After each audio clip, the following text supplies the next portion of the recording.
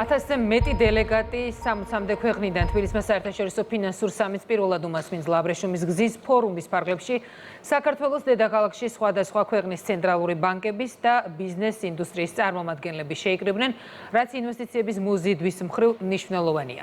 სოფო ბერიძე გვერდება. თბილისის აბრეშუმის გზის ფორუმის მნიშვნელობა, რომ ყოველწლიურად იზრდება, ამას ღონისძიებაში მონაწილე სტუმართა რაოდენობაც კი მარტივად ადასტურებს, თუ 2015 წელს ფორუმს 34 ქვეყნიდან 1000 დელეგატი დაესწრო, წელს 73 ქვეყნიდან 2000-ზე მეტი სტუმარი ჩამოვიდა. უსაფრთხოების ახალი არქიტექტურის გათვალისწინებით ფორუმის მთავარი თემა შეიძლება ითქვას, იყო გზავნილები მშვიდობის მნიშვნელობასთან დაკავშირებული. იცით, რომ მშვიდობა ქვეყნების ეკონომიკური განვითარების უმთავრესი წინაპირობა გახლავთ. ისევ თბილისში, თუმცა ამჯერად სულ სხვა რეალობაში შეხვდნენ ერთმანეთს სომხეთისა და აზერბაიჯანის პრემიერ-მინისტრები. ერევანი და ბაქო რეგიონული უსაფრთხოების განმტკიცებაში თბილისის მიერ შეტანილი წვლილისთვის მადლიერები არიან. წელს პირველად აბრეშუმის გზის ფორუმის ფარგლებში თბილისის ფინანსური სამიტი შედგა. აბრეშუმის გზიდან ციფრულ ეკონომიკამდე ფორუმის შემაჯამებელი დღის დეტალებს ჩვენს რეპორტაჟში ნახავთ.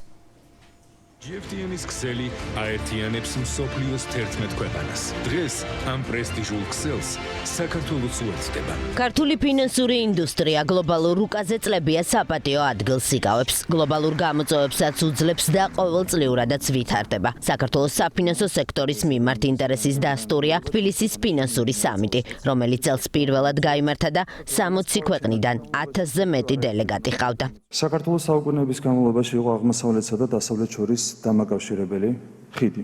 ცივილიზაციებისა და ეკონომიკების დამაკავშირებელი საქართველოს როლი გლობალური გამოწვევების ფონზე კიდევ უფრო თვალსაჩინოა, რაც ჩვენს ქვეყანას საშუალებას აძლევს ევროპისა და აზიის დამაკავშირებელ კვანძად იქცეს, მათ შორის ფინანსური სექტორისთვის. ბოლო წლების განმავლობაში მსოფლიო არაერთი ეკონომიკური გამოწვევის წინაშე დადგა. მიუხედავად ამისა, საქართველოს წარმატებით შეხვდა ამ გამოწვევებს და ქვეყანას კვლავ შენარჩუნებული აქვს ძლიერი აგროეკონომიკური მდგომარეობა. 2021-24 წლებში საშუალო ეკონომიკურმა ზრდამ თითქმის 10% შეადგინა. აღნიშნული დინამიკა მიმდინარე წელსაც გრძელდება. წინასწარი მონაცემებით 2025 წლის პირველი 8 თვის ეკონომიკური ზრდა 7.19%-ს აღწევს. მაღალი ეკონომიკური ზრდა დიდწილად განპირობებულია სტრუქტურული ცვლილებებით და შედარებით მაღალპროდუქტიული დარგების განვითარებით, მათ შორის საინფორმაციო ტექნოლოგიებისა და ფინანსური სერვისების მიმართულებით.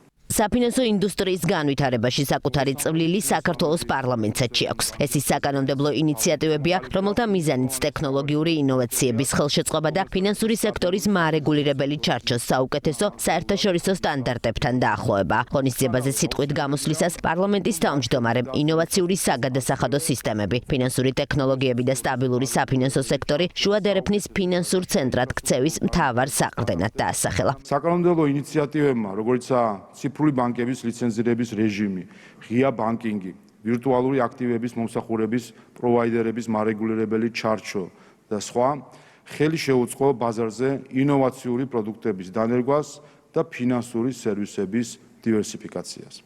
აღნიშნული ინიციატივები და მარეგულირებელი ჩარჩო საშუალებას იძლევა, რომ ქვეყანაში სტაბილურად განვითარდეს როგორც ტრადიციული საბანკო სექტორი, ასევე საშუალება მიეცეთ ახალ დაინტერესებულ მხარეებს დაიმკვიდრონ ადგილი საფინანსო სექტორში.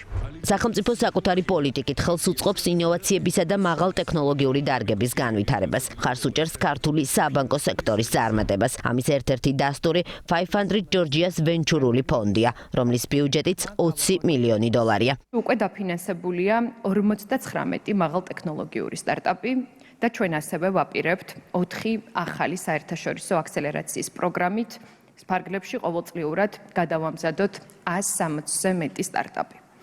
ინფორმაციული ტექნოლოგიების მიმართულებით ჩვენი ხელსაყრელი სპეციალური საგადასახადო რეჟიმით 2019 წლიდან უკვე 180-მდე საერთაშორისო კომპანია სარგებლობს 5%-იანი მოგების და საშემოსავლო გადასახადით. გლობალური გამოწვევების მიმართ ქართული საბანკო სისტემის მედეგიანობაზე ისაუბრა ფინანსური სამიტის მთავარმა მასპინძელმა. ეროვნული ბანკის პრეზიდენტმა თქვა, რომ ქართული ბანკები არიან მაღალ კაპიტალიზებული, მომგებიანი და ისინი აქტივების მაღალი ხარისხით გამოირჩევიან. Გასაკვირი არ არის, რომ წლების განმავლობაში საქართველოს ფინანსური ინდუსტრია პირდაპირი უცხოური ინვესტიციების მოზიდვის კუთხით ლიდერობს. როგორც რეგიონული, ისე გლობალური ინვესტორები სულ უფრო მეტ ინტერესს იჩენენ საქართველოს ფინანსურ სექტორში ინვესტირების მიმართ.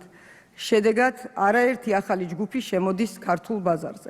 ქართული საბანკო სექტორის შესაძლებლობებს აღიარებენ თბილისში შეკრებილი სხვადასხვა ქვეყნის ცენტრალური ბანკების პირველი პირები და ფინანსური სექტორის ლიდერები. თბილისში ამ მიმართულებით რეგიონულ განვითარებაზეც მსჯელობდნენ.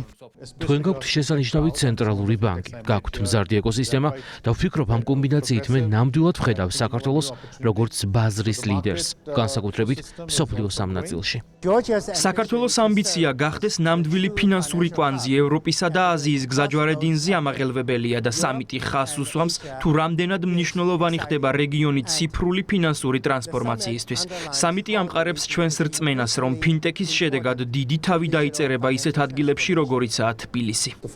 ვფიქრობ რეგიონულ განვითარებაზე, ამიტომაც ჩვენ საქართველოს ეროვნულ ბანკთან ვცდილობთ ურთიერთთანამშრომლობის მემორანდუმის გაფორმებას სამომავლო თანამშრომლობაზე, მათ შორის ციფრული აქტივებისა და ფინანსური რეგულაციების მიმართულებით.